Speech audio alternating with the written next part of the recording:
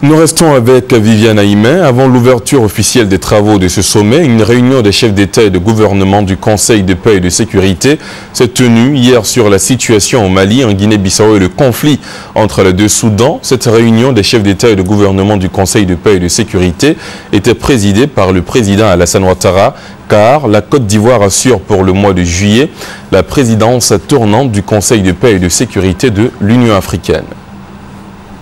Même si la cérémonie officielle d'ouverture est prévue pour ce dimanche 15 juillet, le sommet des chefs d'État de l'Union africaine, on peut le dire, a véritablement commencé un jour à l'avance, ce samedi 14 juillet, avec la tenue de plusieurs réunions des différents organes de l'Union africaine, notamment la réunion des chefs d'État et de gouvernement du Conseil de paix et de sécurité, la réunion du comité de la conférence des chefs d'État et de gouvernement,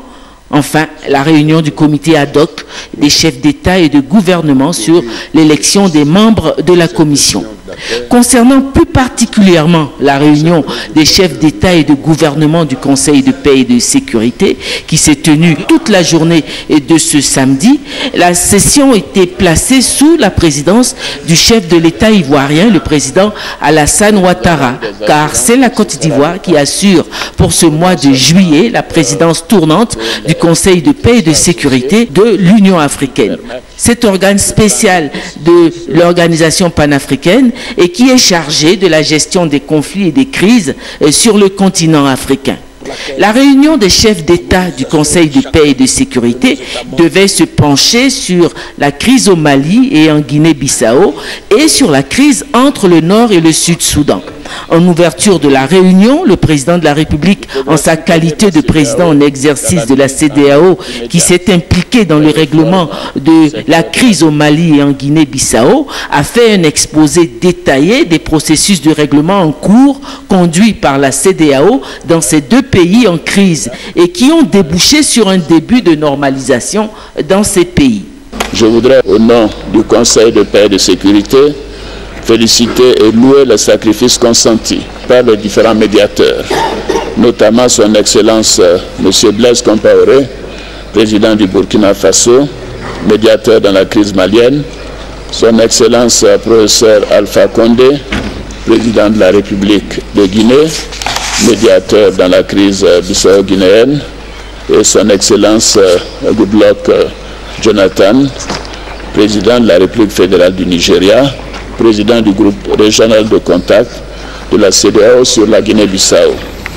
Après l'ouverture, la réunion s'est poursuivie par un long huis clos des chefs d'État entourés de leurs collaborateurs. À l'issue des délibérations, le Conseil de paix et de sécurité a approuvé et félicité la CEDEAO dans sa conduite du règlement des crises au Mali et en Guinée-Bissau. Sur l'envoi par la CEDEAO d'une force militaire au Mali, le Conseil de paix et de sécurité a pressé la CEDEAO de fournir au plus vite toutes les clarifications demandées par le Conseil de sécurité des Nations Unies sur les objectifs, les moyens et les modalités de déploiement de cette force. Le président de la CEDEAO, le président Alassane Ouattara, a rassuré sur l'état d'élaboration de l'ensemble de ces données désignées sous l'appellation de concept stratégique. Je peux vous rassurer que nous avons en ce moment une mission à Bamako, une mission donc de l'état-major de la CEDEAO qui travaille avec l'armée malienne pour définir de manière précise les besoins du Mali pour la sécurisation et la consolidation de la transition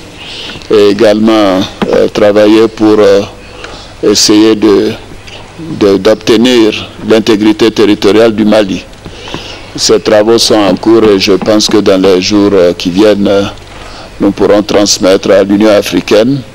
suffisamment de détails pour leur permettre de saisir le Conseil de sécurité. D'autres décisions ont été prises par le Conseil de paix et de sécurité, à savoir qu'il exige l'arrêt de l'immixtion des militaires de la junte et de leur soutien civil dans la gestion de la transition et la dissolution effective du CNRDRE,